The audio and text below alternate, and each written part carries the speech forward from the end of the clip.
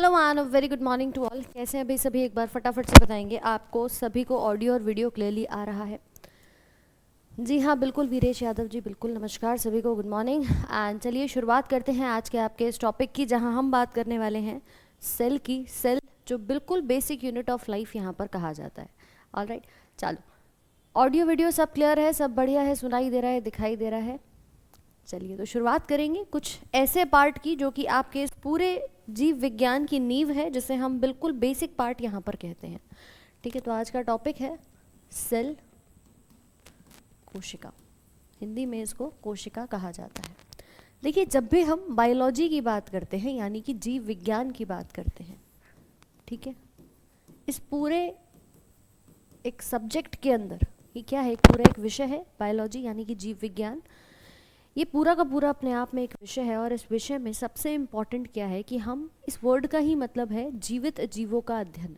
आपसे पूछा जाता है कि भाई बायोलॉजी जो है वो क्या है, किस प्रकार से, क्या चीज़ हम इसके अंदर पढ़ते हैं, तो इस पूरे सब्जेक्ट को हम एक नाम से और जानते हैं, that is your life science. Life science का मतलब होता है लाइफ यानी जीवित, और साइंस मतलब विज्ञान, जिसको हम कह सकते हैं जीव विज्ञान है, जीवित चीज़ों का अध्ययन है। लेकिन अगर हम यहाँ पर बात करें बायो और लॉजी, ये दो शब्दों से मिलकर के बना है बायोस प्लस लोगोस। ठीक है, इसका मतलब होता है जीवित और इसका मतलब होता है अध्ययन। ठीक है, जीवित जीवों का अध्ययन, तो हम इसे क्या कह सकते हैं, यानी कि ये है लाइफ और स्टडी। तो इसकी एक दूसरी डेफिनेशन भी यहाँ पर क्या बन जाती है, स्टडी ऑफ लाइफ। अब बहुत बेसिक से, और आज का ये चैप्टर कुछ ऐसा है जिसमें अगर आपने आज तक कुछ भी नहीं पढ़ा है ना, आप बिल्कुल आज नए हैं, आपने आज पहली क्लास अटेंड करी है, तो भी आप अपनी इस चैप्टर के साथ शुरुआत कर सकते हैं। ओके,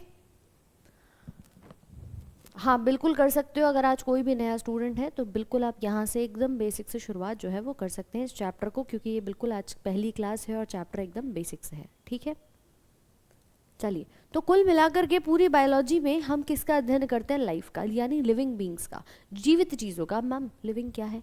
क्या ये मार्कर मेरे पास लिविंग है ना? क्या ये आपको लिविंग दिखाई दे रहा है? नहीं। आप कहोगे क्यों नहीं है? क्योंकि मैम इसकी सांसें नहीं चल रही हैं।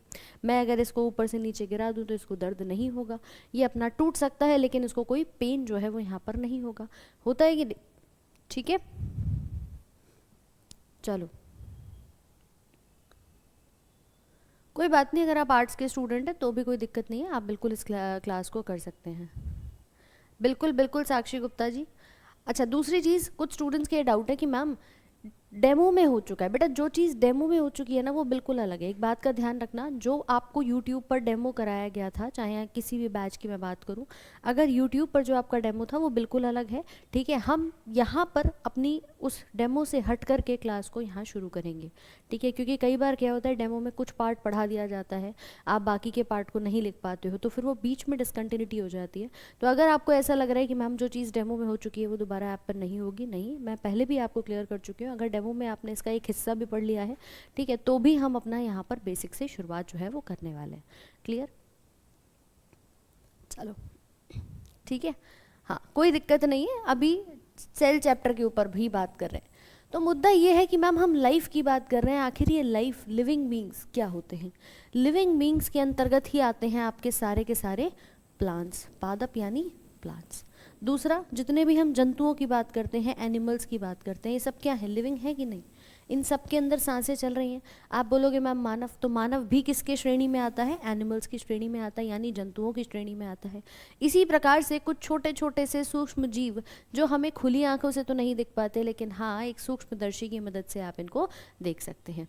ठीक है, तो आप यहाँ पर क्या बताएंगे कि जो भी आपके माइक्रो ऑर्गेनिजम्स होते हैं, सूक्ष्म जीव जिनको आप कहते हो, वो भी जीवित की श्रेणी में आते हैं। ठीक है, जिन्हें हम खुली आंखों से तो नहीं देख सकते, लेकिन हाँ अपनी माइक्रोस्कोप की मदद से देख सकते हैं।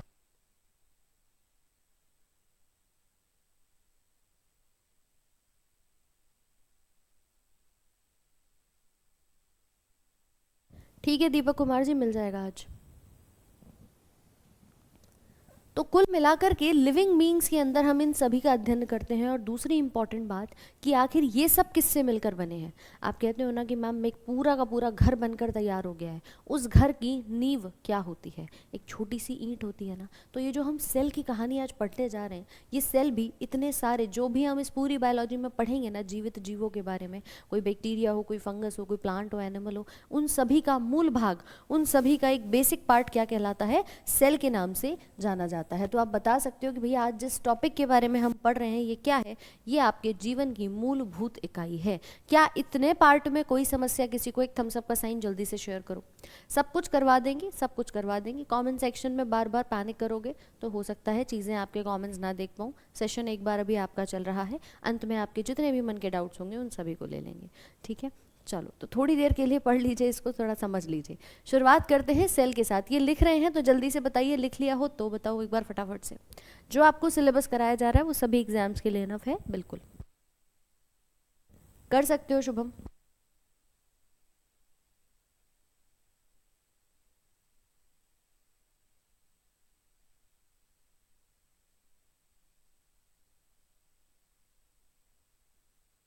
जी हाँ, मानव में भी सेल होते हैं, प्लांट्स में भी सेल होते हैं। यही तो हमें आपको बताना है कि हर एक जीवित जीव के अंदर, यानी हम इन सभी में जिसकी भी बात करेंगे, सभी के अंदर क्या है? एक मूल इकाई सेल के नाम से जानी जाती है।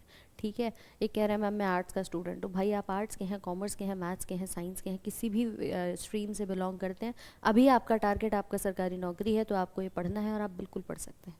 ठीक है, चलिए तो शुरुआत करेंगे सेल के साथ। सेल में पहला पॉइंट कि it is the basic unit of life. क्या है? ये जीवन की मूल इकाई है। जैसा कि अभी बताया, यह जीवन की मूलभूत इकाई होती है। ठीक है, इसको आप बेसिक यूनिट ऑफ लाइफ कह सकते हैं या फिर फंडामेंटल यूनिट ऑफ लाइफ भी कह सकते हैं, दोनों ही नामों से जाना जाता है। बात वही है कि ये मूल इकाई के तौर पे कहा जाएगा, फंडामेंटल यूनिट ऑफ लाइफ या बेसिक यूनिट ऑफ लाइफ। ठीक है, अब इस कोशिका का अध्ययन किस नाम से जाना जाता है? स्टडी अगर मुझे सेल की करनी है, कोशिका का अध्ययन करना है, तो किस नाम से इस शाखा को जानते हैं? आप बताएंगे साइटोलॉजी। ठीक है, साइटोलॉजी या सेल की बायोलॉजी। सेल की बायोलॉजी हिंदी में कोशिका विज्ञान के नाम से जानी जाती है। अब सवाल ये है कि अगर आपने कहा कि मूल इकाई है तो मैडम किसको बना रही है और कैसे बना रही है? देखो मान लो मेरे पास ये एक छोटा सा यहाँ पर क्या है? सेल है। इसी को मैंने कहा एक कोशिका। ठीक है, पूरी बायोलॉजी की लैंग्वेज में सेल सबसे छोटा पार्ट है जो किसी भी मानव के, किसी भी प्लांट के, किसी भी लिविंग ऑर्गेनिज्म के अंदर होता है। सबसे छोटा पार्ट है, क्या है? सेल है। यही सेल जब अपने जैसे, मतलब एक सेल अपने जैसे बहुत सारे सेल से मिल जाता है तो क्या बनाता है? देखो भाई, मान लो ये सेल अपने ही जैसे सेम साइज के दिखने वाले, सेम स्ट्रक्चर हो, सेम आकार हो, सेम उत्पत्ति हो, है ना, उन अलग अलग सेल से अगर मिलेगा तो ये किस नाम से जाना जाएगा? तब आप इसे कहेंगे टिश्यू के नाम से। ये सेल ही क्या बनाता है? ऊतक बनाता है। यानी ऊतक को मैं कह सकती हूँ कि ये कोशिकाओं का समूह है। It is a group of cells. क्या मैं डेफिनेशन दे सकती हूँ? बोलो भाई हाँ या ना। पीके मोनू, ये दूसरी स्लाइड है ना। कह सकते हैं कि मैम टिश्यू क्या बना? सेल्स का एक समूह बन के तैयार हो गया। ऐसे ही टिश्यूज जब आपस में मिल जाते हैं तो क्या बनाते हैं? ये बनाते हैं आपके ऑर्गन को, एक अंग को। आप कहते हो ना हमारे शरीर में फेफड़े हैं, किडनी है, लिवर है, आपका स्टमक है, आंतें हैं, ये क्या है? ये सब अंग हैं। ये अलग अलग वो अंग हैं जो अपना अपना रिस्पेक्टिव काम कर रहे हैं। चाहे ब्रेन हो, दिल हो, दिमाग हो, सब कुछ अपना अपना कार्य यहाँ पर कर रहे हैं। ठीक है, तो इसको जब आपके टिश्यूज मिलते हैं तो क्या बनाते हैं? ऑर्गन बनाते हैं। जैसे ये रहा स्टमक, है ना, ये आपके फेफड़े आ गए, इधर किडनी हो गई। तो कुछ इस प्रकार के ऑर्गन्स बना करके ये तैयार करते हैं। ऑर्गन जिनको हिंदी में अंग कहा जाता है। और यही अंग आपस में जब मिलते हैं तो अपनी अपनी रिस्पेक्टिव एक ऑर्गन सिस्टम, एक अंग प्रणाली को तैयार करते हैं। जैसे मानिए पाचन है, क्या खाली पेट से पाचन हो जाएगा? नहीं होगा, है ना। पेट से अकेला पाचन तो नहीं होता मैम, आंतें भी काम करती हैं, मुख भी काम करता है, आहार नाल भी काम करती है, तो सब मिलकर के काम करते हैं। तो जब एक जैसे काम करने वाले इतने सारे ऑर्गन्स जिनका एक ही काम है पाचन का, श्वसन में फेफड़े काम कर रहे हैं, डायफ्राम काम कर रहा है, मतलब ओवरऑल कुछ ऐसे ऑर्गन्स जो एक रिस्पेक्टिव काम को करते हैं वो अपना एक सिस्टम बना लेते हैं, जिसे हम क्या कहते हैं, ठीक है, ऑर्गन सिस्टम कहते हैं, अंग प्रणाली के नाम से यहाँ पर जानते हैं। ऑर्गन सिस्टम यानी अंग प्रणाली, ठीक है। और यही ऑर्गन सिस्टम्स जब बॉडी में आप कहते हो भाई हमारे शरीर में पाचन का पाचन तंत्र है, श्वसन के लिए श्वसन तंत्र है, तो वो सब मिलकर के हमारे पूरे के पूरे शरीर का निर्माण करते हैं और बन जाता है ह्यूमन बॉडी, मानव शरीर, ठीक है। तो इसको ज़रा लिख लो एक बार, फटाफट से बना लो। क्या समस्या आ रही है, कैसे कैसे दिक्कत ले रहे हो इतनी?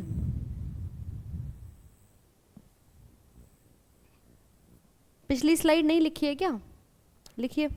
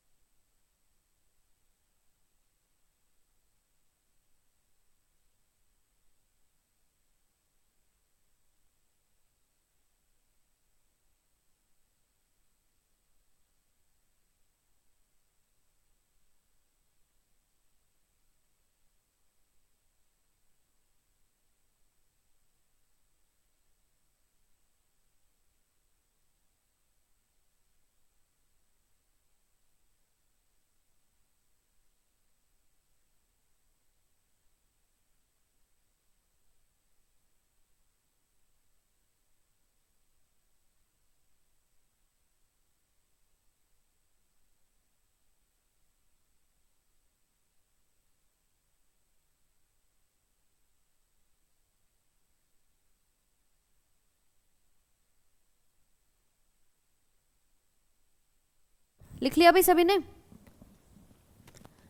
चलो, ऑडियो आ रहा है? ये कहलाता है बेसिक पार्ट सेल का। अब बायोलॉजी की लैंग्वेज में सबसे छोटा पार्ट क्या है? सेल है। लेकिन यहीं पर अगर मैं केमिस्ट्री की लैंग्वेज में बात करूँ, आपने सुना होगा कि भैया एक एटम भी होता है, एक परमाणु भी होता है, ठीक है। वो परमाणु जो होता है ना, वो केमिस्ट्री की लैंग्वेज में सबसे छोटा पार्ट यहाँ पर कहा जाता है। देखिए, अगर हम बायोलॉजी की लैंग्वेज में देखें तो ये मैम एक पूरा का पूरा सेल है, जिसके अंदर आपकी सारी कहानी जो है वो चल रही है, जिसके अंदर आप ये कह सकते हैं कि मूल इकाई है, मूल पार्ट है, ठीक है। सारा का सारा काम जो है वो इसी सेल के अंदर होता है। लेकिन इससे भी छोटा पार्ट जो हमारा केमिस्ट्री की लैंग्वेज में आता है कि सेल किससे मिलकर बने हैं? सेल के कुछ ऑर्गेनेल से। यानी इस कोशिका के अंदर भी क्या होंगे? कोशिका के अंग होंगे, कोशिकांग जिन्हें कहा जाता है ना। ये कोशिका किससे मिलकर के बनी होती है? अपने अंदर कुछ कोशिका के अंगों से। और यही कोशिकांग किससे मिलकर बने होते हैं? कुछ मॉलिक्यूल्स के साथ, यानी कुछ अणु हैं, और यही मॉलिक्यूल्स बनते हैं एटम से, यानी परमाणु। एक छोटी इकाई यहाँ पर कही जाएगी, बोलो भाई बात समझ में आ रही है कि नहीं। तो बायोलॉजी की लैंग्वेज में मैम कहानी सेल तक रुक जाती है। केमिस्ट्री वाले कहते हैं कि भाई एटम जो है वो सबसे छोटा पार्ट है, इनडिविजिबल पार्टिकल यहाँ पर कहा जाता है। हालांकि इसके बाद भी आपने देखा कि इलेक्ट्रॉन, प्रोटॉन और न्यूट्रॉन से मिलकर के ये बना हुआ होता है। ठीक है, तो इसको लिख लिया है क्या, एक बार जल्दी से मुझे बता दीजिए, ये भी नोट कर लीजिए ताकि आपको चीज़ें क्लियर हो जाएं। ठीक है, इसको भी एक बार फटाफट से लिखो, सब कुछ क्लियर हो जाएगा। तुम पहले पढ़ने पर ध्यान दे लो, क्लियर बाद में कर लेना। पहले पढ़ोगे नहीं तो क्लियर कैसे होगा।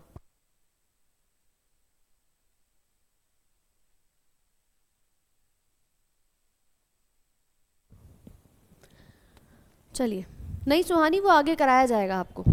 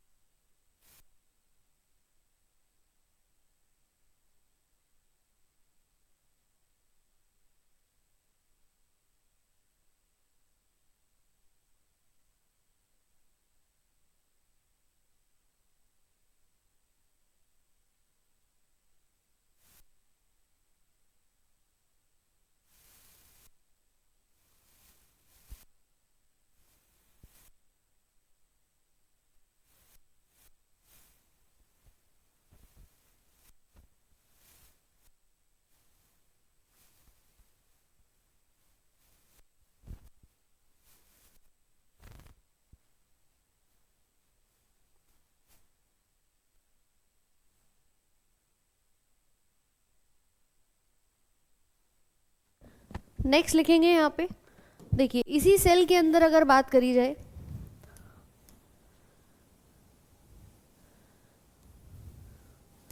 तो प्रश्न आता है कि हमारी बॉडी में सबसे बड़ा सेल जो है वो किसे कहा जाता है। बॉडी में बात करें या ओवरऑल ऑर्गेनिजम्स की यहाँ पर बात करें। ऑडियो वीडियो सब आ रहा है अभी क्लियर।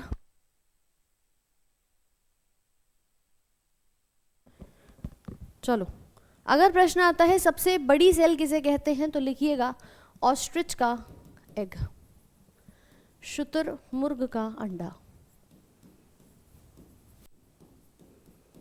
इसी के साथ छोटी सेल किसे कहते हैं तो नाम आता है माइकोप्लाज्मा का। ये फैक्चुअल पूछा जाता है तो बिल्कुल आप इसको नोट कर सकते हैं, माइकोप्लाज्मा।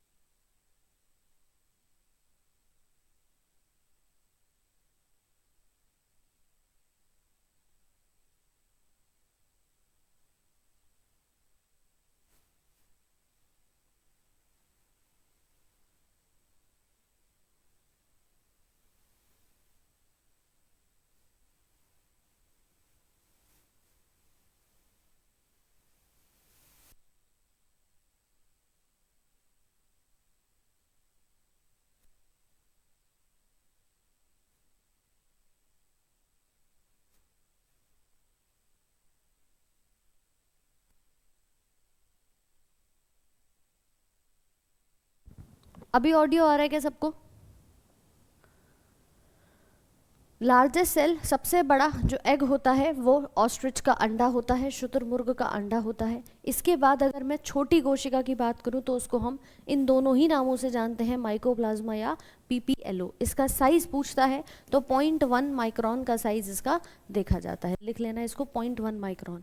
और यहीं पर अगर सबसे लंबी सेल पूछेगा तो आप बताएंगे न्यूरॉन या नर्व सेल, जो हमारे ब्रेन में पाई जाती है, इसे कहते हैं। ठीक है, तो कुल मिलाकर के कुछ इस प्रकार की चीज़ें आपको यहाँ देखने को मिल जाती हैं। मोहन सिंह जी इसके लिए अलग से आपकी वीडियो बना देंगे, उस पर एक बार डिस्कशन कर लेंगे। ओके, वाइट स्क्रीन में लिखिए ना बेटा, वाइट स्क्रीन में तो लिख देंगे लेकिन उसके बाद आपको प्रॉब्लम आएगी। जो यूजुअली स्टूडेंट्स पढ़ते हैं तो ब्लैक स्क्रीन उनके आंखों के लिए थोड़ा इजी रहती है, इसीलिए ब्लैक पे लिखा जाता है, वरना आदत हमें भी नहीं है, हम भी आपको ब्लैक की जगह वाइट पर भी लिख सकते हैं। ठीक है, चलो नोट कर लिया यहाँ तक। अब ये कहानी शुरू होती है कि आखिर इस सेल की खोज कहाँ से हुई। आपने ये तो समझ लिया कि ये सेल जो है वो सबसे छोटा भाग होता है, लेकिन सबसे पहला सेल कहाँ से मिला, किसको मिला? तो देखिए, शुरुआत हुई थी लगभग 1665 में, जब एक वैज्ञानिक आए जिनका नाम था रॉबर्ट हुक। उन्होंने सबसे पहली बार इस सेल की खोज यहाँ पर की थी, जो कि एक पेड़ की छाल पर काम कर रहे थे, और वहाँ से उनको मिला एक सबसे पहला सेल, जो कि एक डेड सेल था, एक मृत कोशिका देखी गई थी। ठीक है, आवाज़ सभी को साफ आ रही है? ये क्लास रोज़ चलेगी, इधर उधर के कमेंट्स करके बीच क्लास में, आज हो सकता है आज आप में से कई लोग पहली बार क्लास में जुड़े हों, तो मैं वापस से बता दूं, देखिए जब आपका सेशन स्टार्ट हो जाया करे उसके बाद अगर आप ऐसे कमेंट्स करेंगे तो डेफिनेटली आपके कमेंट्स जो हैं वो अटेंड नहीं किए जाएंगे। आप सेशन के अंत में पूरा समय आपको दिया जाएगा, वहाँ पर आप अपनी सभी परेशानियाँ दुविधाएँ पूछ सकते हैं। अब बीच बीच में बार बार अगर आप यही चीज़ें डाउट्स पूछेंगे कि पेपर कहाँ से भरना है, क्या ये इस एग्ज़ाम के लिए इम्पॉर्टेंट है या नहीं, क्या मैं अपने सिलेबस को पूरा होगा या नहीं होगा, कैसे रिवीजन करूंगा, कैसे नोट्स बनेंगे, डाउट्स इंट्रोडक्शन वाले सेशन में ये सारे आपको बता दिए गए हैं। एक बार आप वहाँ देख लीजिएगा, फिर भी आपको लगता है तो उसके बाद आप अपने सेशन के एंड में पूछ सकते हैं। लेकिन बीच टॉपिक के बीच में ना तो तुम्हें टॉपिक ही समझ में आने वाला, ना ही तुम्हें फिर अपने डाउट्स क्लियर होंगे। क्या फ़ायदा होगा ऐसे सेशन करने से? कौन सी स्लाइड है बेटा? ऑलरेडी आपके 2-3 स्लाइड्स हो चुकी हैं। अब सेशन में लेट एंट्री करेंगे तो फिर क्या होगा? फिर कौन सी स्लाइड है? टाइम सेम रहेगा, सुबह के 9 बजे क्लासेस ऐसे ही चलेंगी, और इसी प्रकार से जब सेशन ख़त्म हो जाएगा उसके बाद आपको पीडीएफ भी यहाँ पर मिल जाएगी। कोई और समस्या है? पहला शुतुरमुर्ग का अंडा है, दूसरा माइकोप्लाज्मा है, और तीसरा ब्रेन में मौजूद सबसे छोटी कोशिका जिसको नर्व सेल या न्यूरॉन कहते हैं वो पाई जाती है। तीसरा समझ में आ गया Siddharth Shroti? PDF white screen में बेटा जो यहाँ लिखवाया जा रहा है वैसे की वैसी पीडीएफ आपको पहुँचा दी जाएगी, जिसके माध्यम से आप अपने नोट्स बना सकते हैं। ये बैच उस उद्देश्य से नहीं है कि आप लोगों के लिए सिर्फ और सिर्फ यहाँ पर आपको नॉर्मली पढ़ा दिया जाए। यहाँ आपको प्रॉपर समय दिया जा रहा है नोट्स बनवाने के लिए, वरना मैं भी आपको 4 पेज पीपीटी से करा के और उसके बाद लिख के बोल दूँ कि भाई अपना बाद में लिख लेना, क्लास के बाद नोट्स बना लेना। नहीं ना, एक एक लाइन लिखवाई जा रही है साथ में पूरे समय के साथ, कि तुम्हें अलग से डबल टाइम ना देना पड़े, समझते भी चलो और लिखते भी चलो। लेकिन उसके बाद भी कुछ इस प्रकार की कहानी होगी तो कैसे? क्लास रेगुलर होगी, सेम टाइम सुबह के 9 बजे। ठीक है, आप लोगों का सेशन जो है वो शुरू हो जाता है। चलिए, इसके बाद सेल की कहानी शुरू होती है, तो नेक्स्ट लिखेंगे यहाँ पर, cell was first discovered by Robert Hooke in 1665. It was a dead cell. एक मृत कोशिका थी जिसे हम डेड कॉर्क सेल के नाम से जानते हैं। ये पेड़ की छाल में से मिला था। कोशिका की प्रथम बार खोज रॉबर्ट हुक द्वारा 1665 में हुई।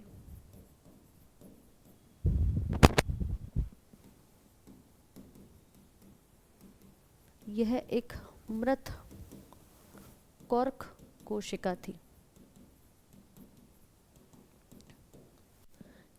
शुरुआत में जब इन्हें सेल दिखाई दिया था तो देखो कुछ ऐसा नज़र आया था, पहले देख लीजिए उसके बाद आप नोट कर लेना।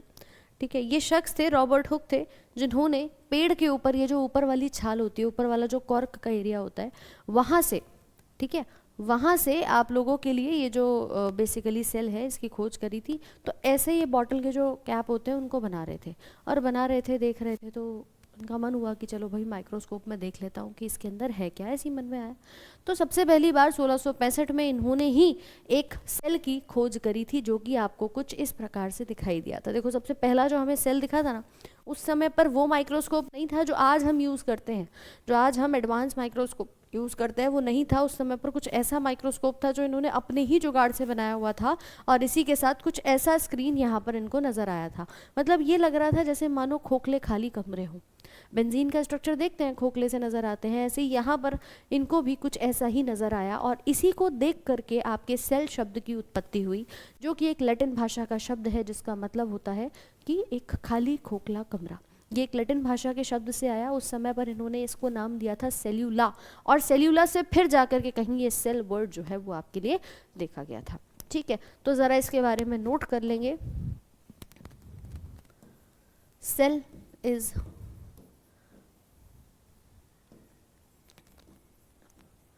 comes from Latin word cellula,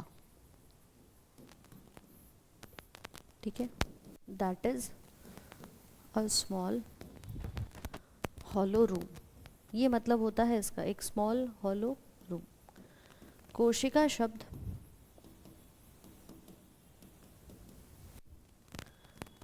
Latin भाषा के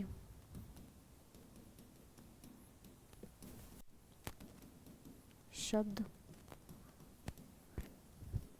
सेल्यूला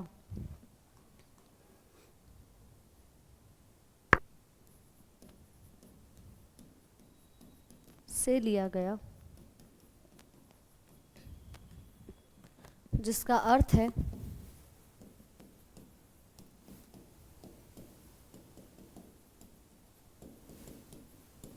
बंद खोखले कमरे। ठीक है, लिखिए इसके बारे में कि ये कहाँ से आया। ये लैटिन भाषा के वर्ड सेल्यूला, स्पेलिंग ध्यान रखना, ये सेल्यूला है, एस वाला सेल्यूला नहीं है यहाँ पर, लिखो इसे।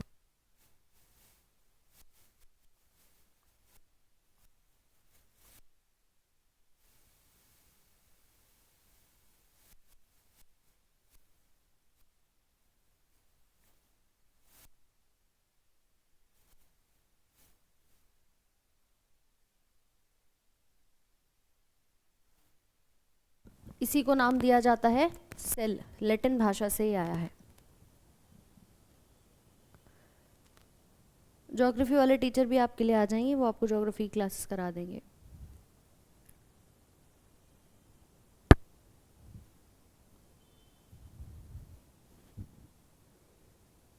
सबसे पहली बार सेल की उत्पत्ति हुई, सेल की खोज यहाँ पर हुई थी, और इनको कुछ ऐसा भाग जो है वो दिखाई दिया। इसके बाद एक और शख्स आए जिनका नाम था Antonie van Leeuwenhoek. Antonie van Leeuwenhoek को कहा जाता है कि इन्होंने अपना एक माइक्रोस्कोप बनाया हुआ था। जैसे उनका अपना माइक्रोस्कोप था, इनका अपना एक माइक्रोस्कोप था। इन्होंने क्या किया, लगभग रॉबर्ट हुक के 9 साल बाद, 1665 में उन्होंने काम किया था, उसके तकरीबन 9 साल के बाद इन्होंने भी अपना खोज करना, एक्सपेरिमेंट्स करने, हैं साइंटिस्ट हैं, यही काम होता है, एक्सपेरिमेंट्स करते रहते हैं। और 9 साल बाद इन्होंने एक जीवित कोशिका की खोज करी। सबसे पहली बार इनको, जैसे काम कर रहे थे, इनके घर के पीछे तालाब था, तो तालाब के पानी में इनको क्या मिला, बोले यार नाखूनों में ना कुछ मिट्टी विट्टी लग गई है। ऐसे काम करते हुए आए, और जब इनको वो मिट्टी सी दिखाई दी तालाब के पानी में से, तो इन्होंने बोला कि चलो एक बार चेक कर लेता हूँ माइक्रोस्कोप में, क्या पता इसके अंदर क्या हो। तो अचानक से इनके मन में आया, और इन्होंने लेकर के क्या किया, अपना माइक्रोस्कोप में ले जाके, ये इनका माइक्रोस्कोप था, इसमें ले जाकर के इन्होंने चेक किया। और चेक किया तो ये शख्स थे एंटोनी वैन ल्यूवेनहॉक। इनको क्या मिला, इनको मिला पहला लिविंग सेल, फर्स्ट जीवित कोशिका जिसे हम कहते हैं, पहली जीवित कोशिका। इससे पहले जो मिली थी वो तो डेड थी, मृत थी, बस खाली खोखले कमरे दिख रहे थे, कुछ गतिविधि नहीं थी उसके अंदर। अब जो मिला उसको हम बैक्टीरिया का नाम दिए कि भैया ये जो मिला है ये जीवित है, और इसका नाम दे देते हैं बैक्टीरिया। ठीक है। तो कुल मिलाकर इन्होंने सबसे पहले, ये देखो कुछ ऐसा दिखाई देता था ये बैक्टीरिया उस समय पर, ये बैक्टीरिया है, ये प्रोटोजोआ इनको यहाँ पर मिला, कुछ ऐसा एनिमलक्यूल के नाम से इन्होंने दिया था, और इस प्रकार से स्पर्म की खोज भी इन्होंने ही यहाँ पर की थी। तो अगला जो डिस्कवरी हुई लिविंग सेल की, या मैं कहूँ पहला लिविंग सेल, इनके माध्यम से ही डिस्कवर यहाँ पे हुआ था। ठीक है, तो लिख सकते हैं इनके बारे में भी। यहाँ तक लिख लिया है ना सभी ने? अगला, Antonie van Leeuwenhoek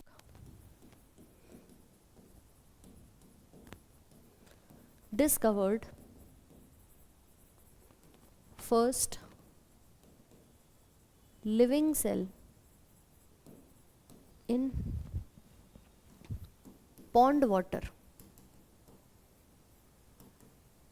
in 1674। Antonie van Leeuwenhoek ने पॉन्ड वाटर में क्या डिस्कवर किया? पहला लिविंग सेल डिस्कवर किया। He called it bacteria.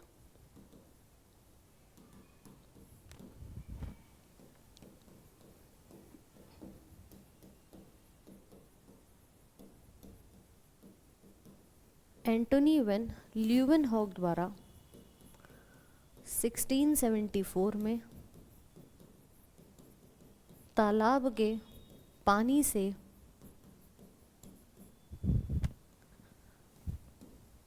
पहली जीवित कोशिका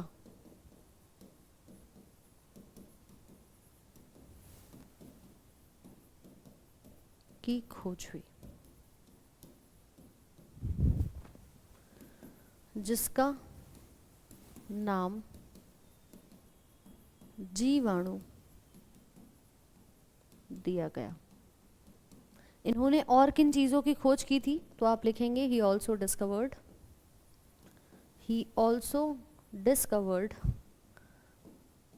स्पर्म, प्रोटोजोआ, है ना, एनिमलक्यूल, ये नाम दिया जाता है। शुक्राणु व प्रोटोजोआ की खोज भी ल्यूवेनहॉक द्वारा हुई।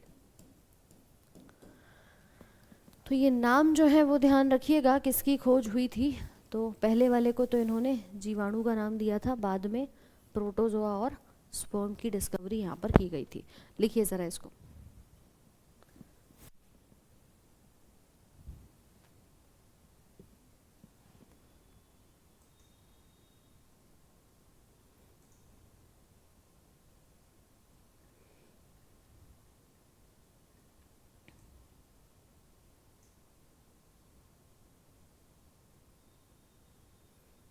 लिख लिया अभी सभी ने? पिछली स्लाइड, क्या पिछली वाली स्लाइड हुई नहीं है अभी? पिछली वाली स्लाइड नहीं हुई है क्या अभी? इसमें 1665 तक हमने रॉबर्ट हुक द्वारा देखा कि किस प्रकार से इन्होंने खोज की डेड सेल की। ठीक है, और उसके बाद एंटोनी वेन ल्यूवेनहॉक द्वारा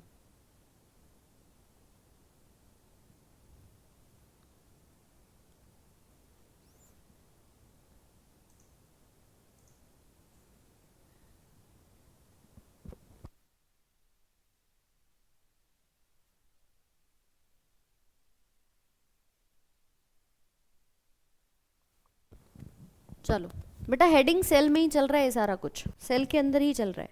तो इन्होंने इन सब की खोज की थी। इसी के साथ बैक्टीरिया हमें किसकी मदद से दिखाई दिया?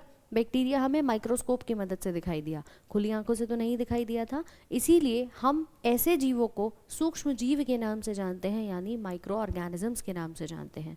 ठीक है, तो ये जो बैक्टीरिया है ना, जिसके ऊपर इन्होंने डिस्कवरी करी थी, आप ज़रा यहाँ पर एक नोट करके लिखिएगा।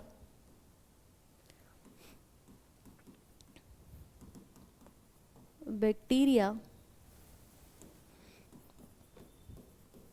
cannot be seen from naked eyes, but can be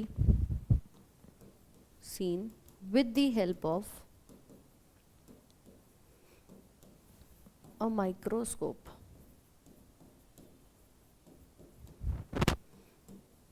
They are also called as microorganism. इनको हम माइक्रो ऑर्गेनिज्म के नाम से भी जानते हैं।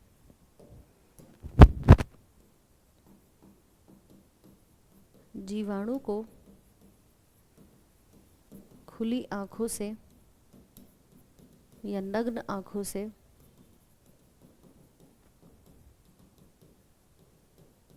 नहीं देखा जा सकता।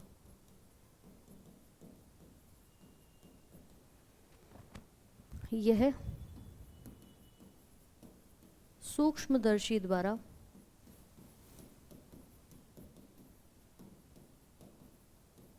दिखाई देते हैं। यह सूक्ष्म जीव कहलाते हैं। क्या कहलाते हैं? सूक्ष्म जीव कहलाते हैं। और अगर प्रश्न आ जाए पहला सूक्ष्म जीव किसे कहते हैं तो क्या बताएंगे? First micro organism.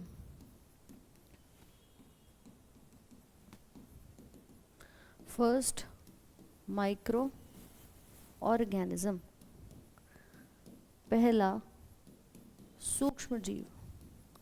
हाँ भाई, किसका नाम बताओगे? सबसे पहला सूक्ष्म जीव कौन बना था? बैक्टीरिया बना था। ठीक है, प्रोटोजोआ भी ऐसे ही कुछ सूक्ष्म जीव हैं, है ना। इसमें भी आपके अलग अलग प्रोटिस्टा और भाग देखे जाएंगे अभी। अमीबा, पैरामीशियम, ये सब आएंगे इसके अंदर। और अगर बैक्टीरिया पहला माइक्रो ऑर्गेनिज्म था तो अगर प्रश्न आ जाता है फादर ऑफ माइक्रोबायोलॉजी, क्योंकि माइक्रोबायोलॉजी वो शाखा बन गई जिसके अंदर हम इन सारे सूक्ष्म जीवों का अध्ययन करते हैं, तो भैया उसके जनक कौन हुए? वो एंटोनी वैन ल्यूवेनहॉक कहलाएंगे। ठीक है, फादर ऑफ माइक्रोबायोलॉजी, ये शाखा बन जाती है माइक्रोबायोलॉजी, ध्यान रखना। सूक्ष्म जीव विज्ञान के जनक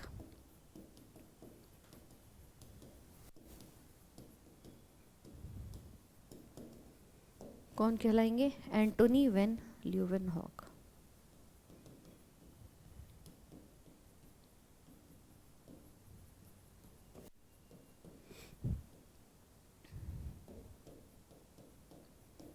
एंटोनी वैन ल्यूवेनहॉक। नोट कर लीजिए, सारे इंपॉर्टेंट पॉइंट्स हैं यहाँ पे। हाँ, फादर कह लो या फर्स्ट माइक्रोबायोलॉजिस्ट कह लो, एक ही बात है दोनों की, एक ही कहानी है दोनों की। ठीक है भाई, समझ में आ रही है कहानी?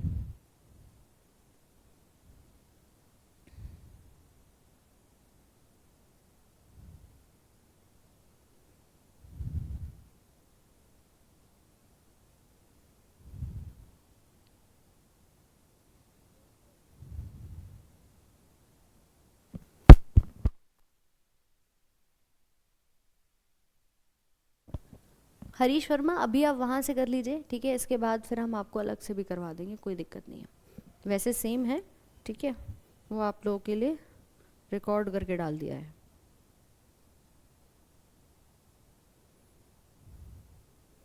तो समझ गए कि पहला आपका लिविंग सेल और पहला डेड सेल किसके द्वारा बना और किस प्रकार से बना।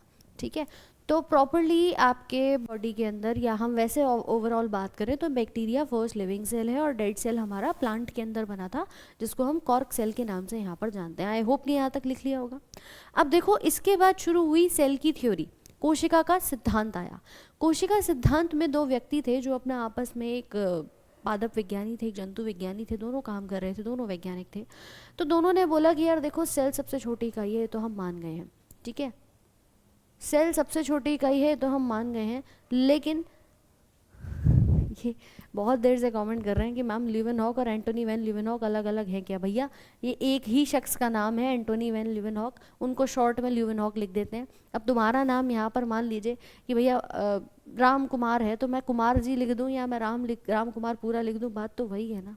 ठीक है, संबोधित आप ही को किया जा रहा है और यहाँ किसी और की चर्चा तो हुई नहीं है मैम, कैसे काम चलेगा ऐसे? चलो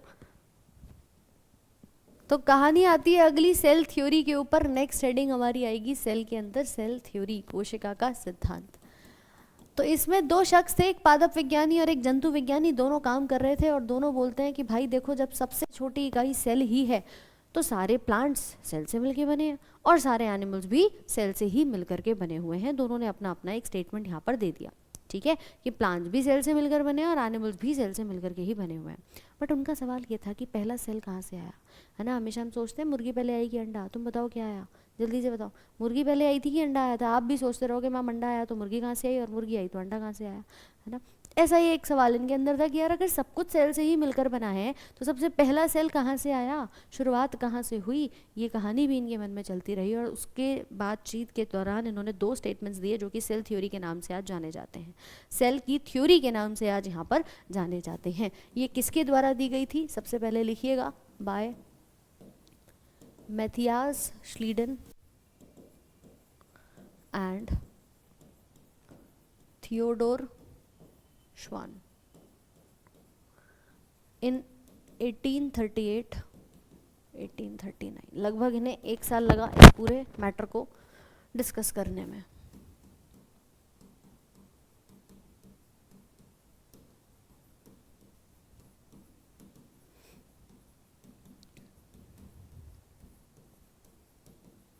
श्वान द्वारा 1838 से 1829 में, ठीक है। अब देखिए यहाँ पे मैंने पूरा नाम लिखा है दोनों वैज्ञानिक का, ये मैथियास श्लीडन है और ये थियोडोर श्वान है। ये दो अलग अलग साइंटिस्ट थे आपके। श्वान साहब जो थे वो जूलॉजिस्ट थे, यानी जंतु विज्ञानी थे, जूलॉजिस्ट,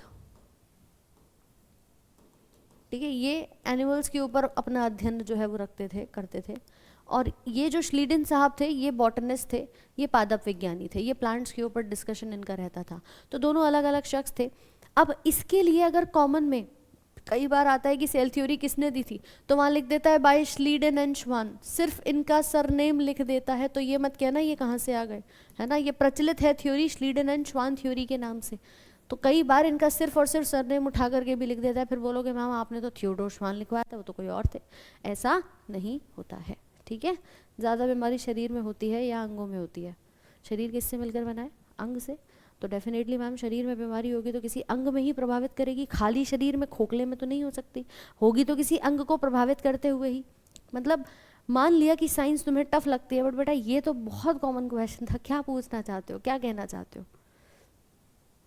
शरीर के अंदर ही आपके ऑर्गन्स हैं, अंग हैं, और उन्हीं अंगों में बीमारियां होती हैं, अंगों को ही प्रभावित करती है, ठीक है। कि टीबी हो गया तो फेफड़ों को प्रभावित कर दिया, टाइफाइड हो गया तो पेट और आंतों को प्रभावित कर दिया, करेगी तो ऑर्गन्स को ही। मैम हद करते हो भैया।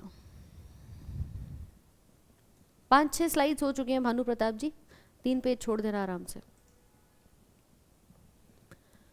ठीक है। अंजलि एक बार दिखवाते हैं। तो ये सेल थ्योरी थी, इन्होंने 2 स्टेटमेंट्स दिए। इसका पहला स्टेटमेंट था कि ऑल दी प्लांट्स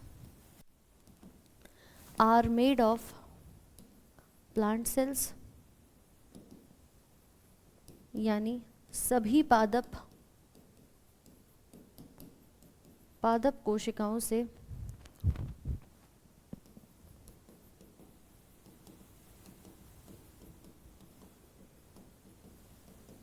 बने होते हैं। और दूसरा स्टेटमेंट था all the animals are made of animal sales,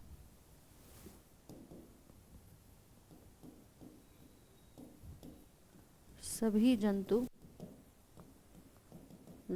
कोशिका से बने होते हैं। ये 2 स्टेटमेंट्स इन दोनों ने अपने अपने यहाँ पर दिए थे, लिख लीजिए इसको।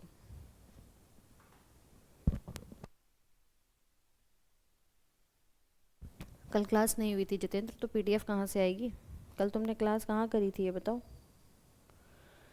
कल तो क्लास हुई ही नहीं थी मैडम, तो फिर पीडीएफ कहाँ से आएगी?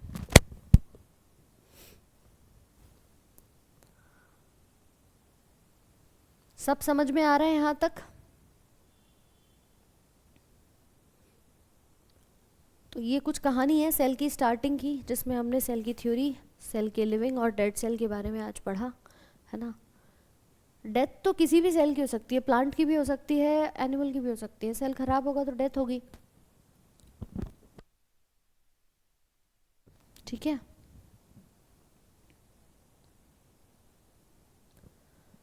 तो आज के सेशन को यहीं तक रखते हैं, इसको आप रिवाइज करिएगा, इसके आगे पढ़ेंगे कल कि कौन आया इनके मुर्गी और अंडे के कॉन्सेप्ट को तोड़ने के लिए, है ना, किसने इनकी पहेली को सुलझाया। और इतना पार्ट जो पढ़ा दिया है इसको रिवाइज कर लेना अच्छे से, नोट्स बनाते रहिए साथ साथ में। ये मत सोचा करो कि क्लास के बाद पीडीएफ मिलेगी तब मैं नोट्स बनाऊंगा, अभी मौका है, यहाँ पूरा पूरा समय मैं तुम्हें दे रही हूँ, तो कम से कम इस समय को यूटिलाइज़ करो। मैं भी नहीं चाहती कि सिर्फ आपको एक स्लाइड लिखवाई फिर आगे बढ़ गए, नहीं, आप अगर टाइम ले रहे हैं तो पूरा पढ़िए, समझिए और लिखिए इसको साथ साथ में, ठीक है। तो आई होप कि यहाँ तक कोई समस्या नहीं होगी। कोई बात नहीं, अगर आज स्लो लगा है तो कल मैम और डबल फास्ट कर देंगे, स्पीड को बढ़ा देंगे, कोई दिक्कत नहीं है। थोड़ा सा आप लोग भी अपना रिवीजन पर ध्यान दीजिए, अच्छे से करिए, सारे सिलेबस की चिंता आप हम पर छोड़ दीजिए, सिलेबस कब होगा कैसे होगा, लेकिन पहला काम क्या है वो आपको अपना रेगुलर कंसिस्टेंसी के साथ रिवीजन करना है। ऑल राइट, चलो तो मिलते हैं आपसे कल सुबह सेम टाइम, सुबह के 9 बजे, एंड तब तक के लिए इसका रिवीजन साथ साथ में करते रहिएगा। कोई और डाउट? मैराथन क्लास 5 बजे से होगी, हाँ। रेलवे वाली जो क्लास चल रही है आपकी वो आज से शुरू हो रही है, 21 दिन 21 मैराथन, वो 25 दिन 25 मैराथन, वो शुरू हो रही है शाम 5 बजे से।